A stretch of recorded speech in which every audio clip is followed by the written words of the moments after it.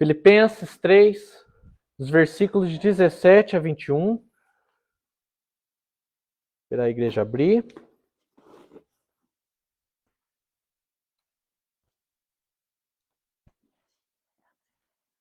Assim diz a palavra de Deus. Irmãos, sejam meus imitadores e observem os que vivem segundo o exemplo que temos dado a vocês. Pois muitos andam entre nós, dos quais repetidas vezes eu lhes dizia, e agora digo, até chorando, que são inimigos da cruz. O destino deles é a perdição. O Deus deles é o ventre. E a glória deles está naquilo que deviam se envergonhar, visto que só pensam nas coisas terrenas. Pois a nossa pátria está nos céus, de onde também aguardamos o Salvador, o Senhor Jesus Cristo, o qual transformará o nosso corpo de humilhação para ser igual ao corpo da sua glória, segundo a eficácia do poder que ele tem de até subordinar a si todas as coisas. Vamos orar? Deus Todo-Poderoso, tua palavra é viva, a tua palavra, Deus, é eficaz. Que possamos, Deus Todo-Poderoso, aprender nessa manhã a respeito dos bons exemplos, a respeito, Deus, do que é certo.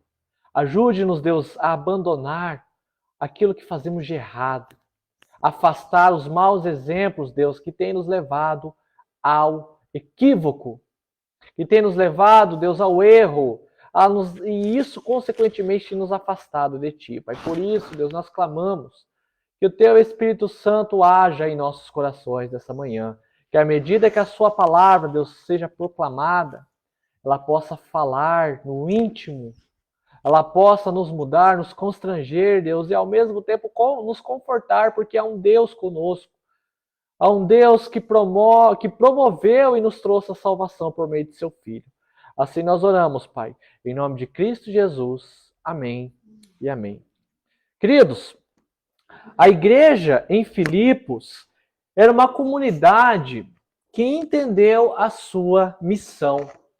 Como a gente vem explorando toda essa carta aos Filipenses nas últimas mensagens, nós vemos que é uma igreja que proclama o Evangelho, que coopera com Paulo, e é por isso que Paulo ele se alegra tanto com essa igreja, porque eles têm cooperado com ele nessa árdua que é essa missão de avançar com o reino de Deus. A alegria que ele sente por aqueles irmãos. Todavia, embora aquela igreja tivesse os seus motivos para se orgulhar, por ser uma igreja que estava vivendo o evangelho, estava avançando e cooperando com o apóstolo Paulo, não era uma igreja diferente do que qualquer outra igreja que nós vemos hoje em dia.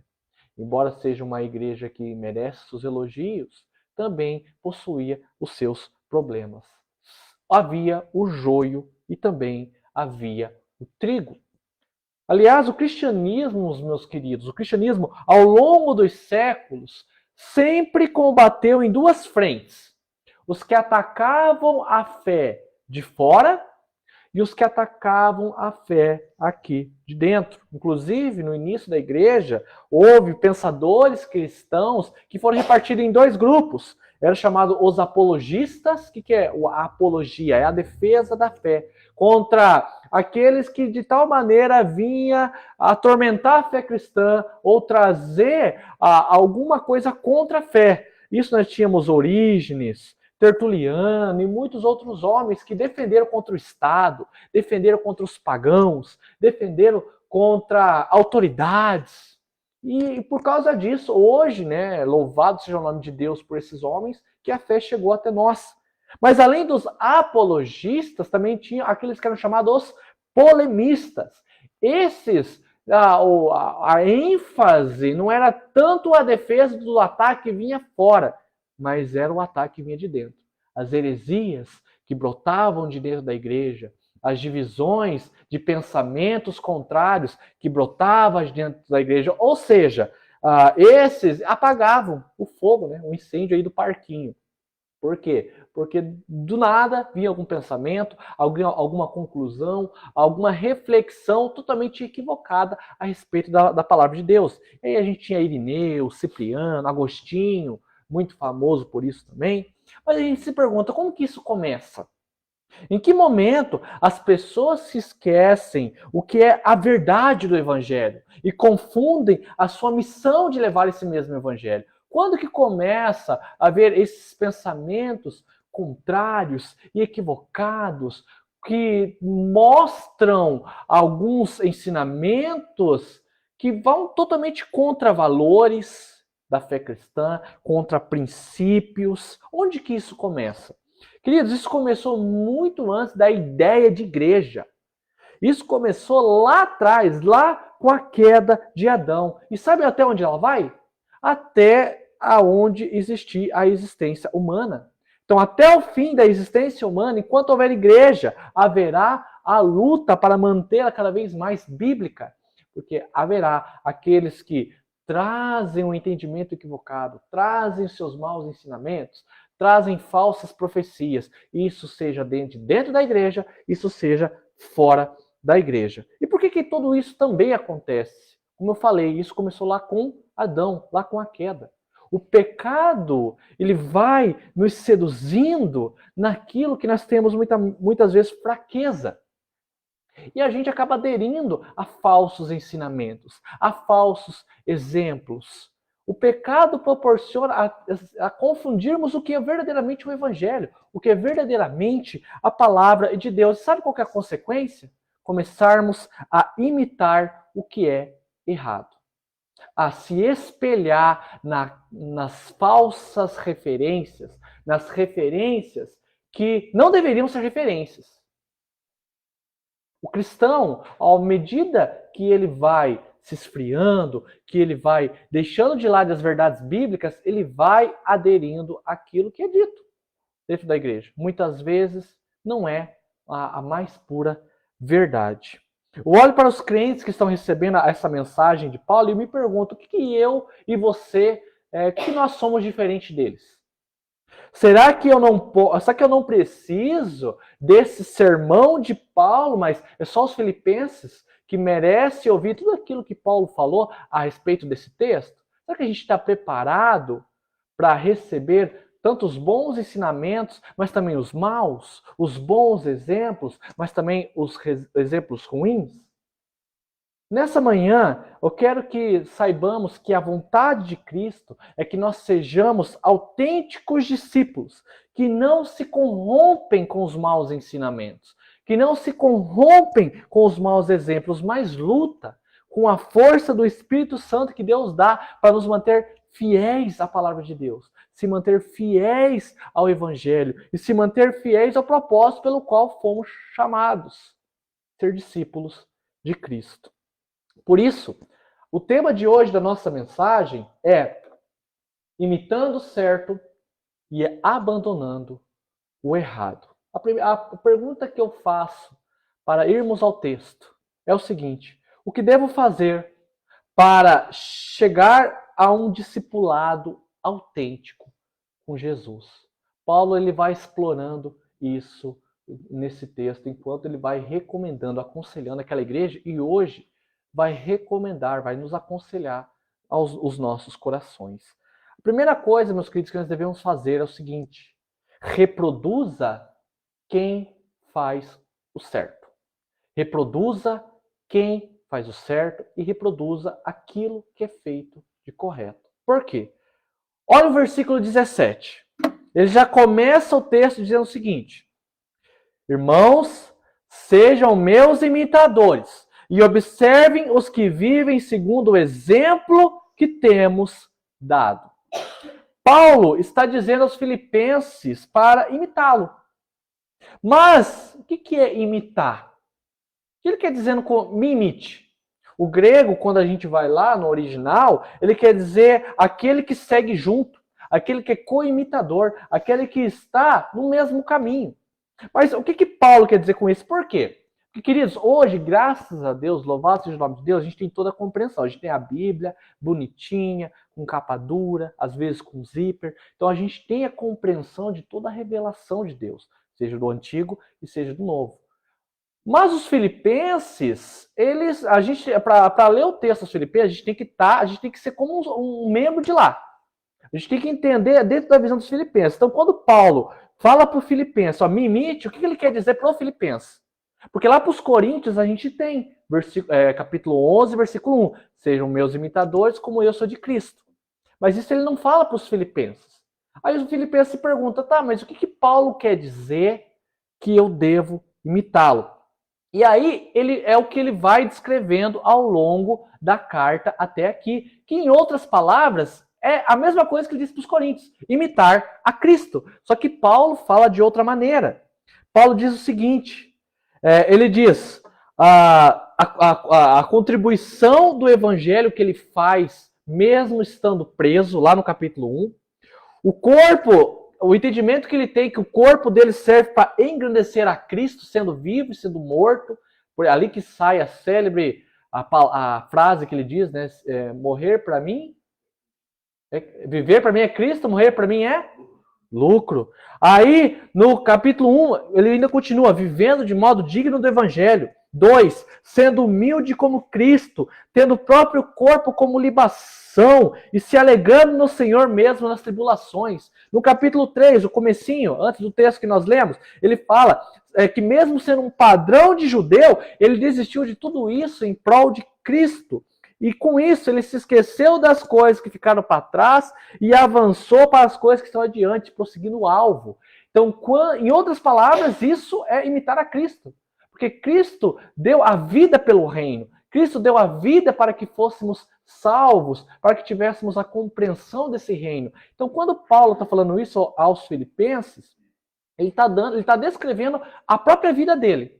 Mas a própria vida dele que ele está fazendo, imitando a Cristo. Então, em outras palavras, quando ele diz, me imitem, ele está dizendo, me imitem, porque eu estou fazendo a vontade de nosso Senhor Jesus Cristo e também estou fazendo aquilo, não só o que ele mandou fazer, mas estou fazendo aquilo que ele fez com a própria vida.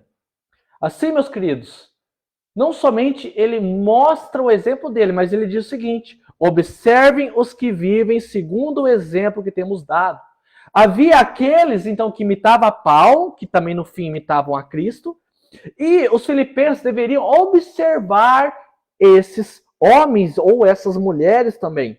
Aqui, observar é bem interessante, que ele quer dizer o seguinte, prestar atenção, estar bem atento. O grego está dizendo para focar na vida dessas pessoas que, junto com Paulo, estavam imitando a Cristo. E o capítulo 2, a gente teve um exemplo de dois homens, Timóteo e Epafrodito, que estavam exercendo um bom exemplo para aquela igreja, dando a vida deles em prol do evangelho, imitando verdadeiramente a Cristo. A palavra de Deus, ela apresenta vários exemplos a ser seguidos. Exemplos que, por mais que errassem, por mais que fossem limitados, eles carregavam a natureza de Adão, mas faziam de tudo para estar nos caminhos de Deus. Não que eles tenham mérito, pois é Deus que tem o mérito na vida deles, porque Deus agiu na vida deles. Mas uma coisa a gente tem que reconhecer, as lutas que eles tiveram e a permanência que eles tiveram no Senhor, embora errassem, embora carregassem os efeitos da queda de Adão. Como, por exemplo, Abraão, que por mais que pecador fosse, que a sua natureza pecaminosa estivesse nele, pela fé ele creu na promessa que Deus lhe fez. Moisés, por mais pecador que a sua natureza fosse, pela fé creu que Deus levaria ele e o seu povo para a terra prometida. Davi, a gente sabe como Davi errou diante das suas dificuldades, diante dos seus erros. Ele fala lá no Salmo 25, versículo 4 e versículo 5, faz-me conhecer os teus caminhos, Senhor. Ensina-me as tuas veredas. Guia-me na verdade, ensina-me, pois tu és Deus da minha salvação, em quem espero todo dia. Então, mesmo Davi, sendo pecador, errando, ele reconhecia que era Deus que conduzia ele. que era somente Deus que poderia trazer os verdadeiros ensinamentos para ele continuar. Então são alguns exemplos que a gente vê que eles são pecadores, a gente vê que eles têm os seus erros, mas eles foram sendo transformados pelo agir do Senhor. E é necessário que tenhamos esses exemplos na palavra de Deus. O próprio teólogo Martin Lloyd Jones, talvez um dos maiores teólogos do século XX, ele disse o seguinte: não somente é certo seguir bons exemplos, é igualmente importante observar essas ilustrações do mal viver cristão. A Bíblia nos fornece muitos deles, e não há dúvida que é por isso que esses casos estão registrados. São postos como grandes advertências para o povo de Deus. Em outras palavras, Martin Lloyd Jones está dizendo o seguinte: esses homens que estão na Bíblia, com as suas fraquezas, mas permanecendo no Senhor, estão registrados para nos ensinar que nós somos iguais a eles. Que, embora nós sejamos pecadores e tenhamos erros dentro de nós, como eles, a gente deve insistir, a gente cai, mas a gente se arrepende e a gente tenta fazer de tudo para ser aprovado por Deus, para ter uma vida com caráter cristãos. São servos que entendiam que, embora só Deus pudesse ajudá-los e manter-se fiéis a Ele, era necessário fazer o que era certo para ser um exemplo para os demais.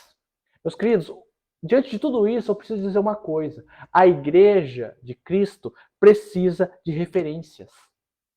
A igreja de Cristo precisa de referência. Se somos discípulos, precisamos ser bons referenciais. Precisamos, meus queridos, ser bons exemplos. Por quê? Porque nós carregamos o nome de Cristo, o maior exemplo, o perfeito referencial. A palavra cristão, meus queridos, até mesmo nisso, tem um significado. O cristão lá no grego, ele significa pequeno Cristo. No início da igreja, eles chamavam os discípulos de Jesus de cristãos, mas com um tom de deboche, sabe? Aquele é um cristão, dizendo que é um pequeno Cristo. Só que aquilo se virou motivo de honra, porque é realmente uma honra. Nós carregamos o nome do nosso Senhor e Salvador.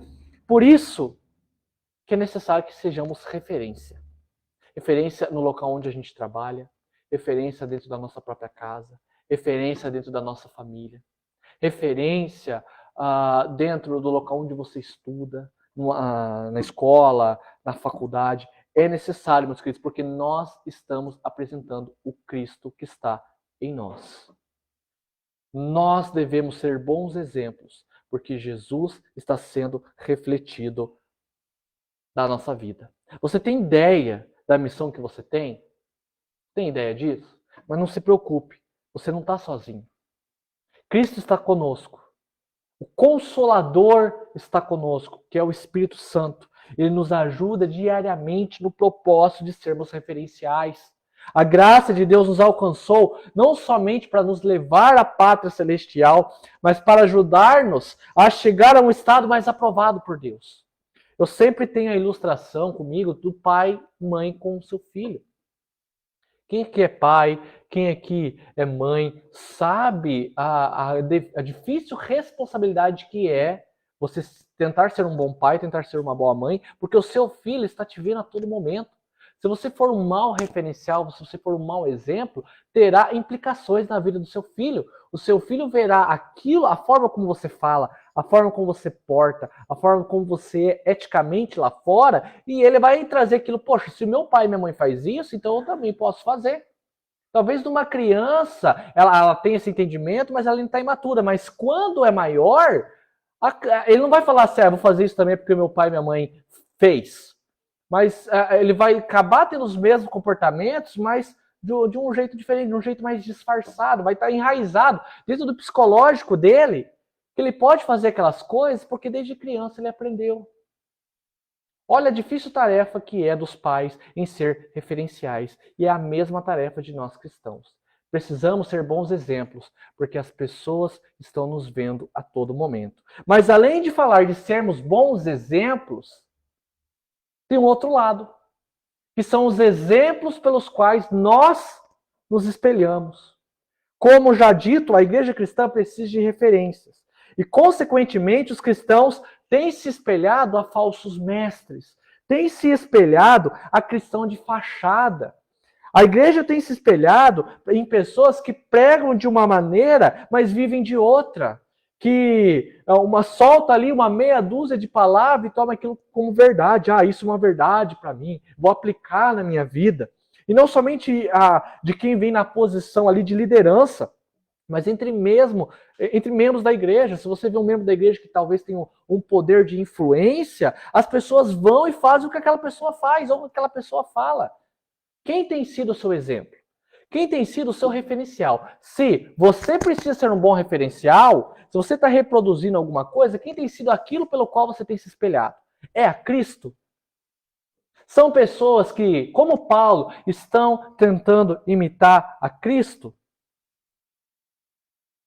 Paulo alerta os filipenses: sejam meus imitadores e observe quem tem dado um bom testemunho. Porque tanto ele, Paulo, quanto aos demais estão imitando Jesus. Paulo não quer que os filipenses coloquem o seu foco nele, nele, Paulo, mas que se juntem a ele a uma humilde e radical dependência de Cristo. Jesus é o referencial primário deles. Então não é que Paulo ele esteja sendo ali arrogante, dizendo, me imitem, eu estou fazendo certo, faça como eu. Ele está dando conselho, ele assim, olha, como eu estou dando a minha vida a Cristo, e como a gente tem recompensas fazendo isso, façam como eu, porque no meio de vocês vai ter maus exemplos. No meio de vocês haverão aqueles que falarão algumas coisas totalmente equivocadas. Fala até bonito, mas nada bíblico. Tudo contrário aos valores e aos preceitos da nossa fé. Mas as pessoas acabam indo junto. Por quê? Porque talvez não tenha contato com a palavra, não tem uma vida de oração, não tem contato com a igreja. E aí falou 2, 3 palavrinhas, as pessoas vão junto.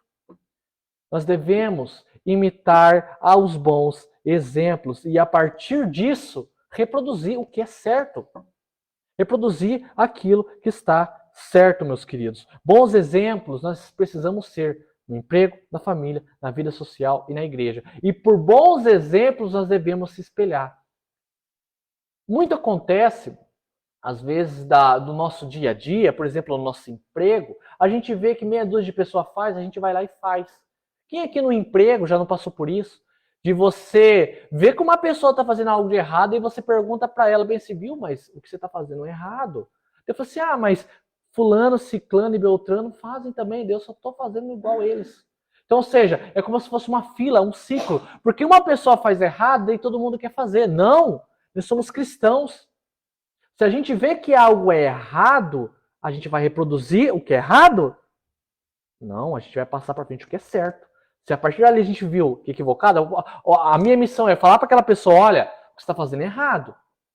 E eu não vou fazer isso. Eu não vou fazer parte dessa corrupção. Vou fazer o que é certo.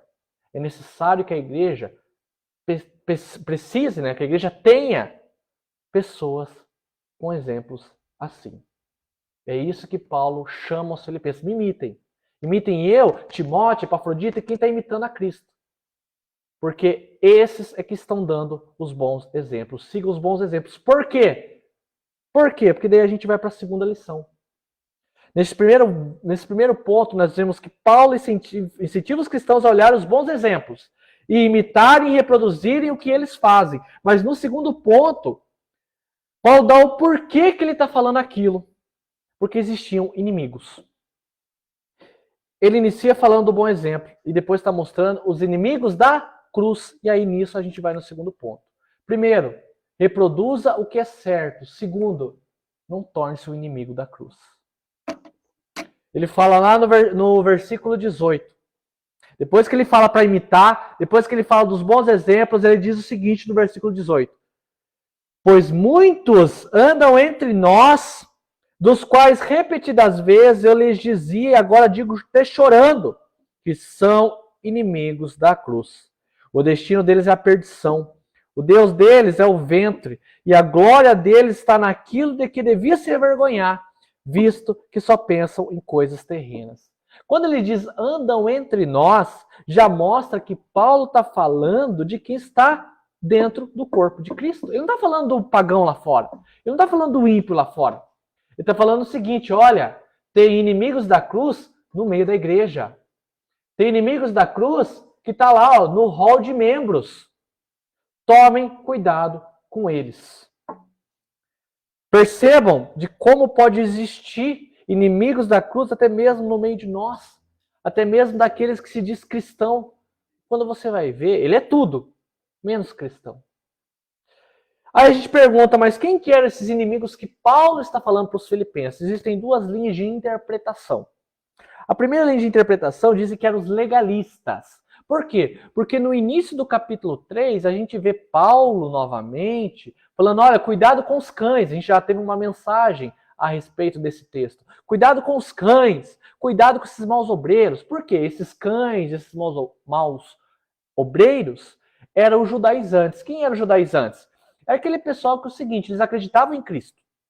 Eles tinham a fé em Jesus Cristo como Senhor e Salvador. Só que para eles tinham que fazer mais alguma coisinha a mais além da fé. Então eles não queriam deixar as tradições judaicas de lado. Então era aqueles que é o seguinte, você deveria crer em Jesus Cristo como Senhor e Salvador. Só que você tinha que fazer a circuncisão, você tinha que guardar o sábado, você tinha que ter aquelas regras de alimentação. Então era um meio cristão, meio judeu, era uma mistura de judaísmo e cristianismo. Era isso que os judaizantes estavam pregando na igreja de Filipos, que era, então, esses são os legalistas. Mas também tem uma outra linha de interpretação que diz o seguinte, que esses inimigos da cruz, ou era os legalistas, ou era quem? Os libertinos. Quem que eram os libertinos? Se os legalistas eram aqueles que deveriam cumprir um monte de regra, os libertinos eram o contrário. Era aqueles que não precisam fazer nada. Se eu já sou salvo por meio de Jesus, então eu posso fazer o que eu quiser da minha vida. Eu posso viver do modo que eu quiser. Eu posso ter a vida sexual que eu tiver. Posso falar o que eu posso falar, qualquer coisa. Eu posso ter uma boca torta, uma boca suja. Eu posso viver do modo como eu acho que eu quero viver, porque já que Jesus me salvou, então eu já sou salvo mesmo, então eu vou fazer o que quiser da minha vida. Esses eram os libertinos. Então percebam que eram dois extremos, e ambos extremos estavam corrompendo o verdadeiro evangelho no meio daquela igreja. Quando os legalistas diziam que não podia fazer nada, que precisava de obras para se salvar, os libertinos diziam que eu podia fazer de tudo, que eu não preciso fazer obra porque eu já sou salvo. Paulo já começa falando o destino deles. A perdição. Antes de pontuar as características, ele já dava o destino deles. E eu não preciso falar muito a respeito do que é a perdição, que é o inferno, é a condenação, é aquilo que Jesus fala de ser lançado no lago do fogo eterno, lá no Apocalipse 20. Essa é a perdição daqueles, meus queridos, que corrompem o evangelho. Esse é o destino daqueles que são inimigos da cruz. Os maus exemplos que estão dentro da igreja, que promovem um evangelho deturpado, promovem uma graça barata, seja ela religiosa, que nós temos que fazer um monte de coisa, um monte de regras, vive aquela vida religiosa, ou o contrário, não, já que eu sou salvo, já que eu sou membro da igreja, já que eu aceitei Jesus, eu vou fazer o que quiser da minha vida. Já sou salvo, o que eu tiver de dar na minha cabeça, eu vou fazer. Inclusive, é por isso que ele vai dando características dessas pessoas. Ele fala, o Deus deles é o ventre. O que ele quis dizer com isso? Percebam como isso se encaixa em ambos os lados. O que é o Deus deles é o ventre no sentido dos legalistas? Quem que eram os judeus? Então, os judeus tinham aquela alimentação regrada. Então, poderia, talvez, interpretarmos que Paulo estivesse falando da dieta regrada que eles tinham como judeus. Por isso que o Deus deles é o ventre, ou seja, eles estão mais focados na alimentação, na forma como comem, do que verdadeiramente uma transformação diária, do que verdadeiramente na eficácia do evangelho. Mas se a gente for para os libertinos, pode dizer o seguinte, por que quer dizer que o Deus deles é o ventre? Ventre aqui é corpo. Então o Deus deles é o corpo, o quê? O que tiver vontade de fazer do meu corpo, eu vou fazer. Já sou salvo pela graça. Vou namorar do jeito que eu quiser. Vou me relacionar com mulheres ou com homens do jeito que eu quiser.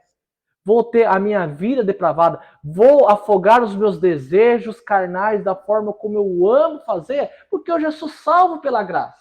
Por isso que Paulo está falando o seguinte, esses que pensam assim, acham que o Deus deles é o corpo deles. Porque se deu o desejo, já vai lá e faz. E não é bem assim, não é isso o verdadeiro evangelho. E pior, Paulo fala o seguinte, que eles acham bonito fazer isso. Ele fala, né? A glória deles está naquilo do que deveria se envergonhar. Então, imagina um cristão na linha do libertino, que tem uma vida totalmente depravada, mas daí domingo ele está aqui, tomando ceia. Domingo ele está aqui talvez cantando louvor. Domingo ele está aqui pregando. Mas sai, vive aquela vida libertina. É como a mesma coisa que Paulo estivesse falando. Olha, o que você deveria estar se envergonhando, você está se gloriando. Você está se achando. E não é isso que Cristo espera de discípulos autênticos. Não é isso que Deus espera de nós. Possamos ser bons exemplos, que possamos ser bons referenciais de bons cristãos. Não cristãos que o Deus é o ventre, o corpo. Não cristãos que se gloriam no pecado. Não cristãos que só pensam nas coisas terrenas. O que Paulo quer dizer sobre isso? A respeito desse público, desses inimigos da cruz. Que eles estavam tão atrelados em riquezas, em prosperidade, e só queriam saber do agora, que eles estavam nem aí porque haveria uma vida eterna depois. Que eles teriam que prestar contas a um Deus Todo-Poderoso e teriam um destino, ou céu ou inferno. É isso que Paulo falou. Esses são os inimigos da cruz. O fim deles é esse e a característica deles é esses. Queridos, quem segue a área dos libertinos, agora nós, para a nossa igreja hoje, são inimigos da cruz, por acharem que tudo é permitido. Quem segue a área dos legalistas são inimigos da cruz, por acharem que tudo é proibido, tudo é digno de religiosidade. Deus nos chama a viver o pleno evangelho, o bom do evangelho. A vida cristã não é fácil, meus amigos. Por isso que nós temos a graça de Deus. Temos o agir do Espírito Santo diariamente em nós, nos ajudando a deixar para trás o nosso estado de libertinagem, a nossa vida depravada, a nossa vida religiosa para trás. O Evangelho veio para nos transformar a novas criaturas. Então, Cristo não quer que a sua igreja seja sujeita à libertinagem, à religiosidade, porque esses que assim vivem são inimigos da cruz. Vocês conseguem perceber o quão forte que é falar inimigo da cruz? Sabe por que é inimigo da cruz? Porque, meus queridos, o evangelho são as boas novas. As boas novas que Cristo morreu, ressuscitou e no terceiro dia, ressuscitou no terceiro dia para nos salvar do pecado. Quando nós nos entregamos a uma vida, seja de religiosidade ou seja de libertinagem, a gente está desfazendo todo o plano de salvação que Deus fez para a minha e para a sua vida. De enviar o seu Filho unigênito para nos tirar da poça, das trevas, de um fim totalmente destinado a nós, um fim totalmente ruim, e ele vem e resgata. Por isso que aquele que, sabendo dessa mensagem, vive de outra maneira, é considerado um inimigo da cruz. Por quê? Em outras palavras, em uma frase que uma vez eu ouvi, é como se estivesse cuspindo na cruz que Cristo morreu por nós. E Deus não quer isso de nossas vidas. Ele não nos resgatou. Ele não fez de nós novas criaturas para vivermos como inimigos de Cristo. O Evangelho mostra uma saída para nós. Confessar os nossos pecados, se arrepender, crer que Cristo é o nosso Senhor e Salvador, e implorar e pedir e clamar pelo Espírito Santo diariamente, que nos conduza dentro de nossas fraquezas e nos fortaleça para o dia a dia da nossa vida cristã. Quando entendemos o Evangelho, não fazemos os nossos corpos deuses. Quando entendemos o Evangelho, não nos gloriamos naquilo que é digno de vergonha. Quando entendemos o Evangelho, não caímos na falácia de enxergar que tudo nesse mundo, dessa vida terrena, é bom e só vai durar aquilo. Porque há uma vida após essa vida. Não torne-se um inimigo quando podemos ser amigos de Jesus. Sermos honrados pela cruz de Cristo, pelo sofrimento que que ele teve. Por isso, imite o que é certo, siga o bom exemplo, seja um bom exemplo e abandone o que é errado. E é por isso que nós vamos para o final do texto. Porque quem entende o Evangelho e imita o que é correto, faz porque entendeu uma coisa. Lembre-se que há um lugar que está preparado para os bons exemplos. Paulo ele termina. Então Paulo fala da imitação, depois ele fala assim, imitem os bons exemplos e sejam esses bons exemplos. Por quê? Porque no meio de vocês há inimigos da cruz, mas vocês não podem ser inimigos da cruz porque, versículo 20, a nossa pátria está nos céus, de onde também aguardamos o Salvador, o Senhor Jesus Cristo, o qual transformará o nosso corpo de humilhação para ser igual ao corpo da sua glória, segundo a eficácia do poder que ele tem de até subordinar a si todas as coisas. Paulo lembra aos crentes que para eles há um destino diferente. Há um destino diferente para os crentes filipenses e há um destino diferente para nós. É como se Paulo estivesse falando assim, os inimigos da cruz, aqueles que vivem de uma forma toda libertina ou uma forma não, totalmente religiosa, esses são inimigos da cruz. E o fim deles é a perdição. Mas vocês, que são verdadeiros discípulos, aqueles que entenderam o Evangelho, a pátria está no céu. Há um outro lugar destinado para vocês, destinado para aquele que entendeu o que é uma vida cristã e que não é a perdição. Foi assim adquirido por meio de Jesus Cristo, por meio do Messias. Ele fala, aguardamos o Salvador. Queridos, o Salvador um dia virá. Cristo, você já parou para pensar, ou você talvez tenha se esquecido que Cristo vai voltar? Cristo pode voltar agora, meio-dia, enquanto a gente está almoçando? Você está preparado para a volta de Cristo? Quando Cristo voltar, ele te enxergará como um inimigo da cruz? Ou um amigo dele, aquele que ele deu o seu sangue para te salvar?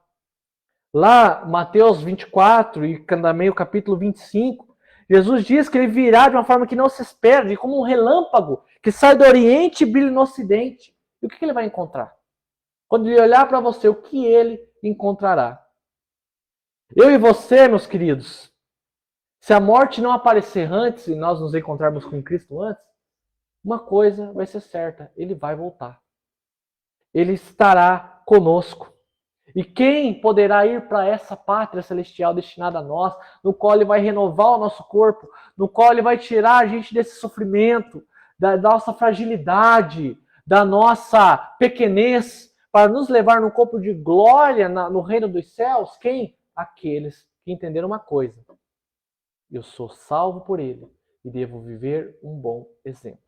Não posso ser um inimigo da cruz. Porque se eu for um inimigo da cruz, eu teria um outro destino. Essa é a nossa mensagem para hoje. A graça de Deus vai nos ajudar. Então, embora eu esteja aqui falando algo de faça, lembre-se de uma coisa. O Espírito Santo te ajudará nesse caminho. Você não está só. Por isso que nós somos irmãos. Por isso que nós somos uma comunidade. Por isso que nós somos um coletivo que está lutando constantemente, cada um aqui com seus próprios pecados. Mas por quê? Para não se tornar inimigos da cruz. Porque quando Cristo voltar, ele levará a sua igreja e não os inimigos. Os inimigos cabe a perdição. Que Deus nos abençoe a sermos bons cristãos, a entendermos o bom evangelho, o evangelho que transforma, o evangelho que nos faz trazer, que nos traz paz aos nossos corações e muda as nossas vidas. Deixe a sua vida libertina para trás. Deixe a sua vida religiosa para trás. Não seja o inimigo da cruz. Faça o que é certo. Reproduza o que é certo. E abandone o que está errado. Que Deus, assim, nos abençoe e possamos verdadeiramente viver o pleno evangelho.